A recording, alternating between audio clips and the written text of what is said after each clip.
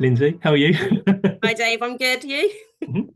Well, I told you it'd be very natural, you see. Yeah. Thank you for taking part in this today. So, this is in effect one of a number of chats and podcasts and interviews that we're doing as part of the XP community with all our partners. And you have been in our sites. We've got you in our sites to come and to come and talk about the industry, tech, Metpow, holidaymaker, that kind of stuff. But I'm gonna shut up now. Can you tell me a little bit about it? Because I've never met you before, right? Can Right. you tell me a little bit about yourself and Metpow? Because Metpow, one of our closest XP partners, so it'd be really nice to hear a bit more about it. Yeah, of course. I'm Lindsay, as you know, and I have been in the tourism industry now for, I don't know, I think around about 21 years. I started off my career when I was very young and loving life as a holiday rep for TUI. So I worked abroad for originally was meant to be 6 months, and then I found myself there 10 years later. Yeah, so really Oh, enjoyed that. I kind of understand and just love the tourism and hospitality industry. But I wanted to come home and set my life here in Exeter. I wanted to stay in the tourism industry. So I ended up going to work with Creedy Theme Park and Resort as their business development manager for their holiday park. So I looked after the sales. I helped with the lodge development. We put in new touring pitches. It was just greenfield for the lodges when I was there, and I was with them for 6 years. And I did everything from sales manager to looking after the holiday park turnovers, speaking to customers. I had a really good what I had there is seeing all different angles of holiday parks. So not only the booking experience, but all the way through to the whole customer journey and the impact that some things have on customers and the impact that some things have on parks. mm, I then left there. The lodge development was done as far as it was going at that point, and I wanted to take on a new challenge. So I went on to be a national account manager for Ho Seasons. I worked with them for 3 years. So I looked after holiday parks commercially and operationally across the UK, around about 120 parks in total. And I supported with sales, other commercial ways to look at saving money, making money, and also to support with the customer journey and the customer experience. cool. And then when I left there, I went across and work where I am now. So I'm at Metpow now. Mhm. Um, Great team in an extra office, which is brilliant. But we do get out and about to see our customers and new prospects on the road. And fundamentally, what we do is we are in the smart metering industry. So we are supporting holiday parks and marinas and leisure at the moment in saving money on their electricity bills, because we know that parks at the moment, particularly marinas and hospitality as a whole, are having to start to look at ways to save money and ways to actually be more sustainable. And that's exactly what we offer. And yeah, we're working with around 75 parks now across the UK. And case studies on average with the meters in are showing a 25 to 30% reduction in electricity usage. And I think one of the biggest things for me is the way that it's actually been accepted by the end customer, so the parks customers. We offer a couple of solutions with Metpow. We offer a fair usage policy, so they have a certain amount of kilowatts a day. So anything that they go over, Right. they Interesting. they have their charge for. And then we also offer a pay as you go, so customers can just or the park can choose to set up and pay as you go. But I think probably the biggest thing from a park owner's perspective on this solution is that they have full control. They've got full access to a system. They can turn electric on and off as and when they want to remotely, and then they can also monitor usage. So when parks are up against things like electric heaters being left on in awnings all day when Mm, the customer's out, or when someone's bodging to hook up their car when they mhm, shouldn't be charging their car. Or interestingly, we did a case study, and the air fryers are another big thing that obviously take quite a bit of electric. And I guess now with all the mod cons and all the very modern motorhomes and yeah. things like that, we did a case study on one park that they were charging £25 a night for the pitch. Yeah. And this lovely brand new state-of-the-art American style motorhome rocked up, underfloor heating, the works. Right. So the electric in one night, £34. So they were paying that customer nearly a £10 to be there. Okay. So yeah, it's been really interesting over the last year with Metpow, and I think it's a solution that people need and that parks need right now. Thanks, Lindsay. That's it. You've answered every question I possibly had, and I'll see you soon. Right? Cheers. Yeah, Well, bye. let's go. Cool, you can come on again. Yeah, I don't have to do any work. What's interesting? Okay, there's loads of things there. So the first thing I'll ask is, you've come from a okay, okay, you come from a tourism background, full stop, right? Hospitality background, right? Yeah. So you've seen that customer journey, and you said when you were at Whole Seasons and before, you kind of looked at that customer journey. So stepping back, how do you see the customer journey? How do you see the customer journey has changed over your time in the, and okay, put aside the internet's come in and changed everything, but how do you see their behavior changing as customers? How do you see them? So are they looking now when they're looking for holidays, or they're looking with you, with all your knowledge, forget about just the Metpow stuff, but with all your knowledge, are they're obviously more price sensitive, but are they looking for flexibility in kind of pitches and accommodation, different, Yeah. do you know what I mean? Rather than it's 500 quid for a week, are they looking for? Yeah. I think from a customer, from the consumer's perspective, so I think that, fundamentally that has changed over the years. And obviously, I think now a lot of customers are just, they're so busy. They want to go away and they want it to be stress-free. And I found that over the years, you've really seen those touch points with the customer get less and less and less, Okay. because they don't necessarily want to queue up at reception anymore to check in. They don't necessarily want to read through what potentially could be a tatty book in their accommodation. They don't want to necessarily be at some kind of welcome meeting. What they want is the ease of self-check-in. I've seen that massively now. They want everything on tech. And I think, we sit here and we say about tech, and it's interesting because when we talk about tech with some parks, especially with Metpow, but this will be across the board, is that customers have a preconception, park owners, sorry, have a preconception that certain people won't have an app, or they won't use an iPhone. Yeah. And I think what's been really interesting in all of the parks we're working with, I've never had a park ring the app and say they won't download the app or they won't use the app. And there has been some manual stays that we offer, just because you do have to have that offering just in case. Yeah. But I think what you'll find is the preconception of someone that's in their 70s won't have an iPhone or won't have an Android and won't download an app. Yeah. They're having to use that day to day in life, like parking their car or anything like that. It's all done through an app now. So I think that has changed massively from a customer journey point. And I also think as well, from a looking for a holiday, you've got a different type of people, but from the experience I have in the industry at the moment, and the people I know, and the way that the industry is currently performing in the UK, is that at the moment some of the higher end product is actually doing better than your cheaper caravan stock, so say. Yeah. And I think the reason for that is that people have cut holidays. So instead of going and doing 2 or 3 short breaks a year, they'll do 1 or 2, but they particularly might want higher end, or hot tubs will always be a massive thing. That hasn't changed over the years, and that just continue to grow. But I do think there is an element of there's a limit to how high you can go. And I think that's where some things do come in really handy, because, like, for example, you can actually go out with if you start to charge electric, or you start to put a fair usage on for your electric, you can go out with a lovely sales message to this going into this year or next year to say, hey, do you know what, we're not going to put our prices up this year.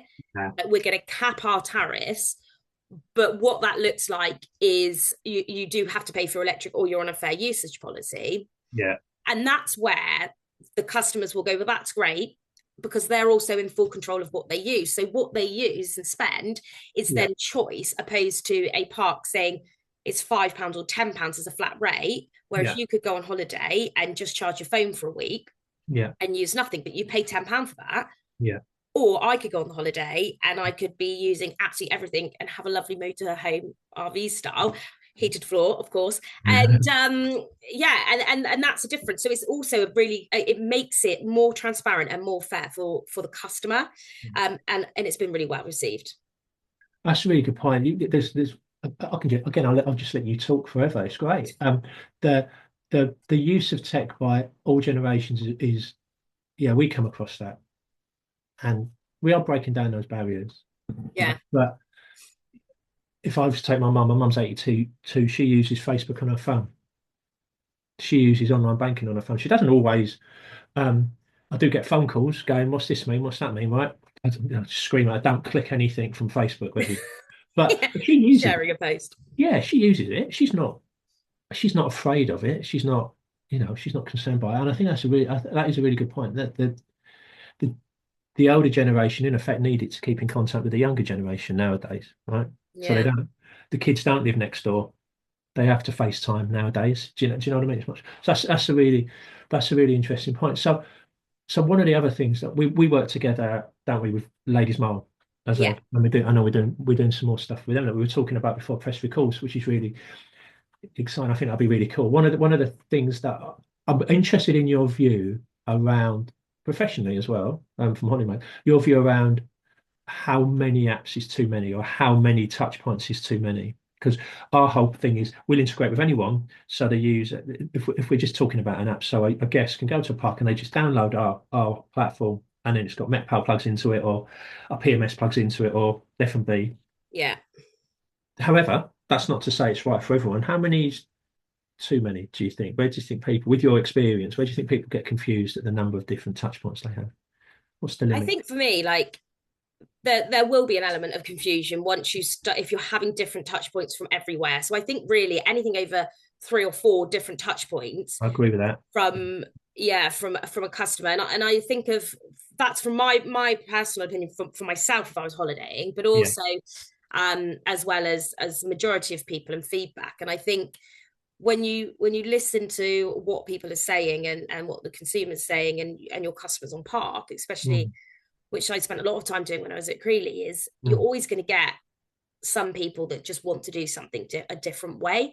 yeah. But if everything is in one place, Yeah. it's just such a easier user friendly, because what happens is if an F&B is sending a message from somewhere and then something else is coming from somewhere else, so you have to log on to something else to use that, you find yourself not remembering where that was, and then actually you're just spending time trying to look for it. Whereas if everything's in one hub, um, it is a lot easier. And I think the biggest thing that's changed, especially since COVID, is that people want to just find it there and then. They don't Mm, want to wait. They don't want to be looking around for it. It has to be there, and it has to make their holiday as seamless as possible. And that's why we have tried to make the app so that the customer's so in control that if they leave their pitch, they can pause their electric, or they can switch it back on, they can end their stay, they can extend their stay. yeah, good. They don't have to go into reception to queue up to top up a card or any of that. And you could be sat on the beach down in Dawlish, if you put it Ladies Mile, for example, and Mm, think, oh, we need to top up our electric £5. You've done it on your phone, and then off you go to buy an ice cream. Say you're not mm, taking any time out of your holiday, because the reality is that holidays are precious nowadays. It's not yeah, like it used to be, where people could afford to go on X amount of holidays. So yeah, I mean, for something that might not be big to you or might not be big to me, could be huge to somebody else whilst they're on holiday, because it could be that they're only holiday for the last 2-3 years. yeah. I think that's a great point. You've really touched on a really interesting point. Now, I think COVID has had a massive effect on society's ability to talk to each other, Yeah. physically talk to each other. We're doing some stuff with a park where we've implemented rebookings in the park, and they used to say to people, come and book a reception. And of course, when you say to them, "Oh yeah, okay, well, get people to rebook through the app or platform," they're going to go. They quite rightly say, "Well, yeah, but we want them to come and meet in Yeah. reception." my belief has always been, yeah, some people are quite happy to talk, but a lot of people, they're not comfortable interacting with people because their immediate thought is they're going to get upsold to, or they're going to Yeah. get, you know. Um, And I think so, as well on that, I think the mm, generations of people, the generations are changing. And mm. when I look at, I'm not that old, so, Oh, but you're not. No, you're I'm not. young. But when Much I look younger than at, me, Vince. Much younger than yeah, me. when I look at my, my nieces and nephews coming up, and as they start to get older, or people in their, I don't know, early 20s and things like that, they've just been brought up so differently in terms of even learning things like we probably did when we were younger, going into a post office and buying your penny sweets and having those interactions, because Mm, they've been brought up with self-service checkouts in a yeah, supermarket. They don't have to talk to anybody. yeah. They can find the answers to everything on TikTok. Pretty much, whether it's true or not is a different story. But so I do think that, and it's interesting. I did a case study with a park that I've worked with for closely for years, and we just became really good friends, and Mm, we chat quite a bit. And they were trying to boost the social media following, and they have so many people come and stay. And in the book, they had a book in the reception and in the lodges, and say, follow us on Instagram, and they weren't really getting much from it. And I said to them, well, what I tell you what, get a little photo frame, put QR codes of each of your socials on, and yeah, within that, it was literally their followers went up by about 1,000 over that year. yeah. Um, because literally all someone has to do is scan it, and it is that. And some may say it's lazy, and others just say convenience. So it depends on how you look at it, but There's a couple of, there's a really good description of different age demographics. I'm 51. We're called digital immigrants, right? Because you're in the middle, right? My daughter's 20 and she's a digital native. So, yeah, so everything she's done has been electronic in terms of even her learning through COVID and all this kind of stuff. But they've got a much healthier relationship with tech. yeah, My generation have, and you guys are somewhere in the middle. And I was reading this research that was saying, well, they're able to put the phones down, they're able to switch off, they're able to concentrate better than our generation are because it's all new to us. Because yeah, we're like kids, we're like back to the sweet thing, right? We're like kids in a sweet shop. We're like we can't get enough of social yeah, media. We rely on it. Whereas they've got a their generation's got a healthy, they understand they can use it for convenience. yeah, Boom, boom, boom, click, click, click, and they don't need to talk to people. But actually, what I'm seeing from their generation is they're much more comfortable talking to people than people my generation are, yeah, which is interesting because we hide behind our screens and kind of get addicted to it. So it's quite we're immigrants, and so I don't know what that makes you guys in the middle, just somewhere in between, I somewhere guess. in between. Yeah, I think so. And there's things that my niece is 16, Hmm. and she shows me how to do stuff still sometimes. So I Yeah, think, and then I remember back when I used to show my nan how to switch on her yeah, Sky TV, and you think, oh no, I'm not at that age, am I? yeah, um but yeah, I do think that a lot of it boils down, especially in the hospitality side of things, is what it boils down to is just the convenience of not having to go out of your way to find or do something. It's just got yeah. to be there in front of them to make their holiday, make them come away from holiday and think, do you know what? We've had a relaxing time, and that's exactly what it's all about. It's a really one of the angles I'm really looking at pushing is I was speaking to a park owner a while ago and they were saying that the issue is we're in hospitality, so we want to be hospitable. That is what we Yeah. do. We want, okay. There's some people in hospitality that should never be in hospitality, right? But Oh, yeah. we want to be hospitable. That's what we got into it. We want to talk to people, we want to engage with people. And it was kind of like, I get that. And they were saying to me, but a lot of the digital technology out there isn't very hospitable. It makes it hard for people to use. They have to Yeah. log into this, they have to sign into that, they have to sign their life away. And really a kind of the phrase I came up with is that, and hopefully that's what we're doing with what we're doing together, and also in the wider partnership is want to make digital hospitable. How can we make the technology really hospitable? And like you said, people don't even think about it. They Yeah. just they just flow through it. But getting that balance point is like you touched on there, is going in your kind of user journey, slowing people down every now and again, not using technology to trick people like social media does, right? The Yeah. kind of constant scroll. Of course. Yeah. Create friction every now and again to go, you sure you want to do this? Or not trying to upsell all the time, trusting the customer that they're like, I know what I want. I want Yeah. that, you know? I think it's really interesting from a user journey because we've looked at that quite a lot in terms of our app, and Mm, actually the small things like having like the autofill, so you can so yeah, your details can just be auto filled. And I drive an electric car, and a lot of times you have to go and use apps to charge or to be able to get a receipt and that and there's and just from me as a smart consumer myself, is there's certain places I will not go to because I know that the app is such a faff when I'm trying to do it. So when you're busy and in a rush, like obviously that's slightly different to the holidays, but even being in hospitality, when you're in a rush, it does make a difference to where you choose to go and what you choose to do yeah. if No, things are difficult.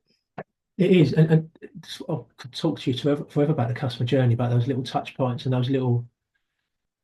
When I used to, before I got involved in, before we started Holiday Maker, I worked a lot in the media and kind of heavy tech stuff, and we were always looking at ways that we could create those little moments of delight with our Yeah, products. So unexpected stuff. So not sending someone a voucher necessarily or something like that, but just kind of like when someone was going through buying something, just little flicks of, oh, that's nice. Oh, actually, oh, they know who I am. Before the yeah, privacy got, before Google and Facebook and Apple got really greedy, or even more greedy. yeah, Um, just little things where we could go, oh yeah, like you said, we've auto filled that out for you. Oh, we remember you from last time. Have you still got this car? yeah. Yeah, yeah, and just, oh, it just makes it easier. So that's really, really, yeah, really interesting. So what, going forward, where do you think over the next 12, 24 months, two things, you see um, your product developing and those kind of interactions that your product supports? How do you see that changing? So do you see parks offering more flexible price points, kind of really doubling down on that flexibility and choice? And where do you see the wider tech space in hospitality and in, we could talk about AI, but how do you see all those, that kind of wild west of tech working across parks and hospitality? How do you see that changing in the next? Yeah, so I think, I think for us, I think it went with Metpow, I think that fundamentally the product will continue to grow. We're already working on other elements to help support leisure and marina. Mhm. And that just includes things like putting in a Metpow terminal in reception if someone doesn't want to do the app. So Yep. then again, it takes that the workload off parks reception, people having to go out and meter read, those kind of things. So we will continuously develop our product, and we are continually developing our app in terms of the different things that the customer is able to do on there and how they're able to have exchange balances, or how a park would be able to look up maybe Dave, who's been at Ladies Mile on holiday, and he's already got a Metpal account, but now now he's gone to Cofton and he doesn't have he's got it from there, but he needs to top up here. Those kind of Oh, things. yeah, Um, nice. Auto, we've just also introduced auto top up for those that are in privately owned holiday homes. So once it gets to £5 or whatever they choose it to be, they can select the auto top up. It will just automatically top up their wallet. So actually, Oh, they don't have to do anything as yeah, long as they've nice. got money in the bank. Yeah. Um, so I think we will continue from our, as the business grows, we will continue to develop our product, and in turn, I think for holiday parks, there's a few key points with this. Is that one, as a country, we have to get better about being sustainable and over usage, and I think one thing I'll always say is that you can't argue with being sustainable. And whilst we're in a situation at the moment where sadly some parks are in a position that actually if they don't do something, they will not be here next year. Mm, Um, but also on the flip side, it's about being able to maintain and have that over usage that's being used being paid for, so customers, so the park owners, sorry, are able to still provide a fantastic service and keep the pool running at the right temperature, or not have to worry that someone's lights are going to trip because you're down there charging your car with your heater on and etc etc. So I think one, from a tech perspective, it's really going to take off the edge of labor as well. um, and that's not to say that once you put these meters in, you won't need X, Y, and Z. But what it means is that actually your receptionist can spend more time giving a better customer experience by going down and checking in, how's your stay, those kind of things, opposed to actually what I've got to do today is spend 8 hours reading meters because I need to do the invoicing, which is going to take me another day. So what it does is it will just free up that time. So I think, yeah, in terms of Metpow, I only do see it growing, and similarly to other competitors that are doing the same thing. There's a huge market for it.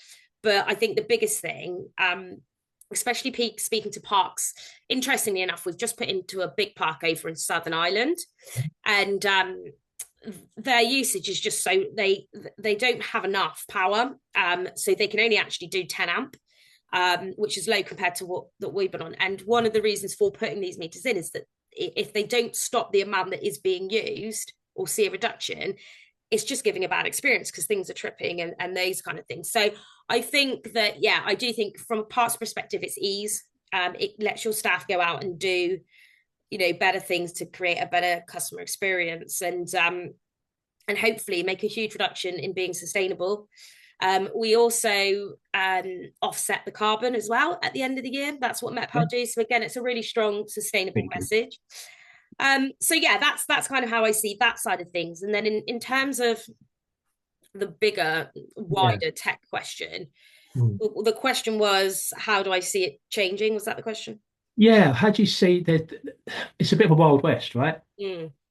How again, with your personal and experiential hat on with Creeley and with Halseed and with Metpow, how do you see, what do you think the landscape's going to look like? I know it's very difficult, but over the next 12 months, 24 months for I parks and think, customer experience in the wider sense. yeah, I think in terms of tech on park, I think that there'll be a lot more, they'll be expected to have a lot more digital stuff, because as people are coming up, they don't want to go and do things. I think even as simple as I'm seeing more and more people put in food ordering screens for their maybe their fast food places, or I'm seeing a lot more places using on holiday parks specifically the QR codes to order food, and I think we're going to see a lot more of that.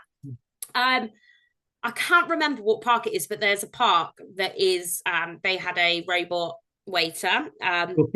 Shawfield. Yeah, Yeah. yeah. Do I see that being the big thing? No. Do I think it's quite cool and quite gimmicky? Yeah, I think that's great. And the other thing with the tech side of things, I think pulling it back from being in looking before the customer's booked, is that actually a lot of people that are working in these businesses have particularly been in marketing roles for many years. I do see the shift of that changing a lot over the next few years, and I think that one, especially going into this year and next year, it's a tough industry, right? Leisure, hospitality. Sadly, we're seeing pubs closing left, right, and centre at the moment, and it is a tough industry. But I just think, whereas our target market used to be on websites and things like that, I think as all of us, and myself included, we're going to have to get a little bit more up to date with where actually the young professional is looking to book their holidays. So I think that is going to be a challenge as well. And I think one of the biggest things for me is that we as an industry shouldn't be scared to do things like charge for electric, or shouldn't be scared to make changes. I think that we've spent a lot of time as an industry over the years being very worried about what the consumer or the end user might think, the parks customers, and how they might feel that we can't do that because we know that John and Barbara coming next week are not going to like that. I think we need to start making decisions that fundamentally are right for the business and for the hospitality industry around us. But do I foresee a lot of self check-ins, a lot more of that, a lot less interaction? But I think on the flip side of that, what we have to be as an industry very mindful of that we don't go too far with it, because I think there's still an element of a personal touch point. I put as an example for myself, I always use Sky TV as an example. That for me, I've been with them for years because of where I live and I can't go anywhere else, so I'm kind of, my hands are tied. But they are the worst people to speak to. If you want to ring them, you're on hold for however long. You try and do messaging, and it's an AI bot, right? Mm. but it doesn't actually understand anything you're saying or give you the right answer. And then it just says, is that all? And you can never get anywhere. So we have to, if we're going to use technology like AI and bots to answer questions, or things like the Holiday Maker app, all the information is there, Mm. we have to use the people that are in place to ensure that that information is updated and correct. Yeah. And that's Yeah. really key. I think you're right. Yeah, we go through a lot of that. We have a lot of that. The example I use, flip side to Sky, is First Direct. We've banked with them for 30 odd years, Yeah. and they did that. What they used to do is they used to put their best staff on the answering the phones. So it was counterintuitive, because the way they believed was that those staff on the phones would answer 95% of inquiries Yeah. less time because they were more experienced. So they paid more money for the people answering the phones. And what they've done is, it's a really good point. Obviously, I've got their app on my phone, and they put chat in place, but actually there's really easy breakpoints. They don't take you down the line. They go, no, no, you need to speak to Jane now, and Jane's going to talk you through your whatever. You've got a cancel, a credit card, or whatever. Yeah. It's really, yeah, it's really smart way. So I think you're right. That's a really good point. Yeah, that was great. Thank you so much. No worries. I'm gonna say thank you. Cool. You could come on again. Well, I Normally, mean, once you get me talking, Dave, I talk for hours, so you might change your mind on that. no, no, It's definitely not. interesting, it's good to chat about. Um, yeah, it's good to chat about it, and I'm really passionate, especially about the holiday park industry because I've worked in it for so long. But I think for me, I help parks still in terms of commercials, so, and I'm aware of what's happening. And I just think one of the other things as well is that I think as an industry, what we need to be careful of is a race to the bottom in pricing with some of the big boys, because I'm not going to mention any names, but I just think some of the big players in marketing or booking platforms are, encouraging, should I say, some parts to really drive their pricing down. But it as you know, it's a race to the bottom, and I find it quite sad when there's well-known parks or parks that I know that are in severe financial difficulty. Like you put Celtic Escapes for one of them. Like I knew the guys there for years, and they went into admin last year or year before. So, yeah, for me, it's just key that actually we're not scared